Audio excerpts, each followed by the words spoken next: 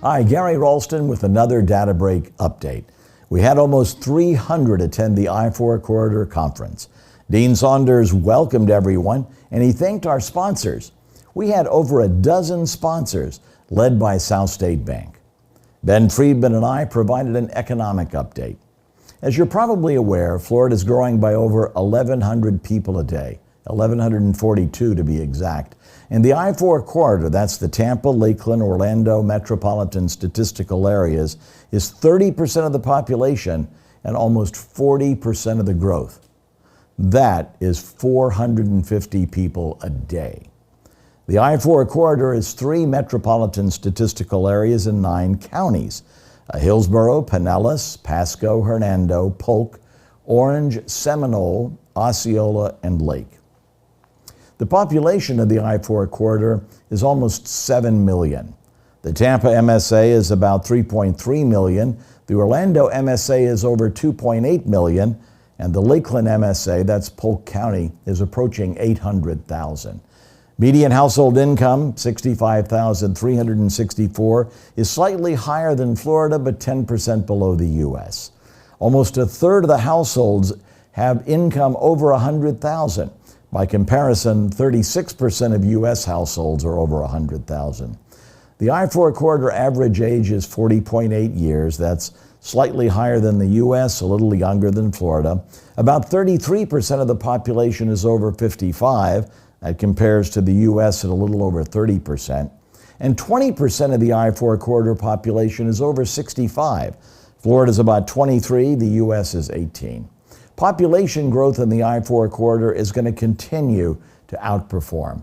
Over the next 3 decades, the corridor will grow much faster than the United States, and Lakeland leads that growth slightly ahead of Orlando.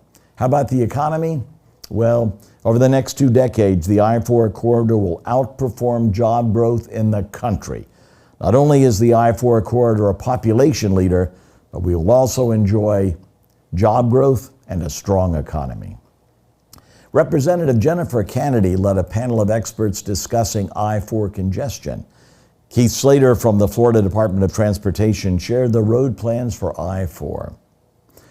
I-4 from Champions Gate to Osceola Parkway will reconstruct I-4 to accommodate 3 general use lanes, auxiliary lanes, and 2 special use lanes in the eastbound and westbound directions, west of County Road 532. That's Champions Gate, east to the Osceola Parkway. Reconstruction of existing interchanges is also part of this project. Construction will start late next year. Interstate 4 from US 27 to Champions Gate, that's been a real congestion problem. It's going to be reconstructed to have 3 general use lanes, auxiliary lanes, and 2 special use lanes in east and westbound directions. That's from 27 to County Road 532. That's Champions Gate. Construction will start in the fall of 2026. Interstate 4 at State Road 33. Well, the State Road 33 interchange is actually within the city limits of the city of Lakeland. It's the northwest portion, and it's in also Polk County. The interchange is a rural diamond, single lane on and off ramps, 2 unsignalized ramp terminal intersections. The project will make modifications to the interchange, add lanes on State Road 33 from Old Cumbie Road to North Tomcow Road, and improve wildlife crossings. Construction will start late next year. Christine Coffer provided an update on Brightline. The Sunshine State Connected slide showed that Brightline is now open from Orlando to Miami. The travel time is 3.5 hours. Last week, I took the Brightline train from Orlando to Miami. I was teaching a CCIM class at the Coral Gables office of the Miami Realtors. It took about 3.5 hours. It was comfortable. It was a nice experience, good Wi-Fi, and adequate working conditions. By the way, it was sold out. I'm looking forward to riding Brightline between Tampa and Orlando, and we need it. According to the Florida Department of Economic Opportunity, there are about 140,000 workers who commute between Tampa, Lakeland, and Orlando every day.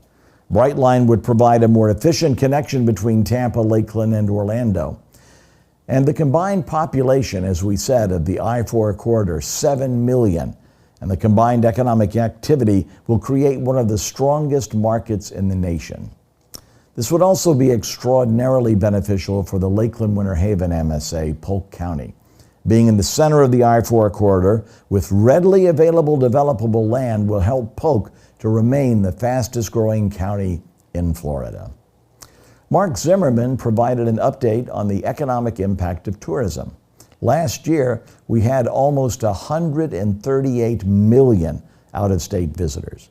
Jeff Polk shared an update on Universal expansions. It's a grand story. And Frank Idris told about growth at Legoland since opening back in 2011. 2 hotels, Legoland Beach Retreat, and several new attractions. I'm looking forward to taking my granddaughter to visit Duplo Valley, Ninjago World, Peppa Pig, and the reopened historic Cypress Gardens. Randy Knapp shared the story of Margarita RV Resort and a couple of stories about Jimmy Buffett. Todd Dantzler led the update on healthcare. Ann Clausen of Central Florida Healthcare shared that they have grown to 535 employees at 15 health centers, 3 mobile units, 2 administration buildings. They served almost 71,000 patients and fielded 650,000 calls. Patrick Phillips reminded everyone that Lakeland Regional Health has been serving the community for over 100 years.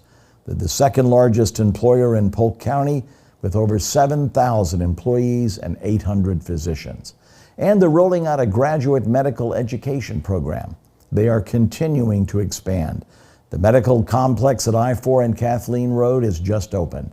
They're underway with a new freestanding emergency department and 55,000 square feet of outpatient services on South Florida Avenue near Christina to serve fast-growing South Lakeland. And they're planning a large medical complex on the 100 acres they bought back in 2015 on State Road 540A and the Bartow Road. We'll follow up with an update on the other property types. And remember, real estate is space for people. More people, more demand for real estate. Remember, Florida is growing by over 1,100 people a day. In our market, the I-4 corridor, Tampa, Lakeland, Orlando MSAs, 30% of the population and almost 40% of the growth. It's good to be in Florida. It's even better to be in the middle. Thank you.